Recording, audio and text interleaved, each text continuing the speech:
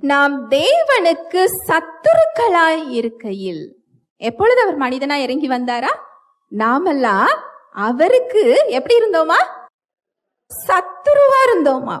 சத்துருவாய் இருந்தவர்களுக்கு எப்படி ஜீவனை கொடுக்க முடிந்தது? சத்துருவாய் இருக்கிறவர்களுக்கு எப்படி மீட்பை கொடுக்க வேண்டும் சொல்லி அவருக்கு ஒரு கஷ்டமான காரியத்தை அவரால் செய்ய முடிந்தது. அதுக்குதான் பேர் என்னது? தேவ அன்பு. அந்த தேவ அன்போட இயல்பு அதுதான். அது தன்னலம் என்ன செய்யாதா? பார்க்காது, பிறர் நலம் பார்க்க கூடியது. தன்னலம் என்ன செய்யாது? பார்க்காது. இன்னொரு இயல்பு என்ன தெரியுமா? அது பிறருடைய தீங்கை அது நினைக்காது. பிறருக்கு தீங்கும் அது என்ன செய்யாது? நினைக்காது. அதனாலதான் நாம சத்துருக்களா இருக்கிறத கூட அவர் அங்க என்ன செய்யல? பார்க்கல.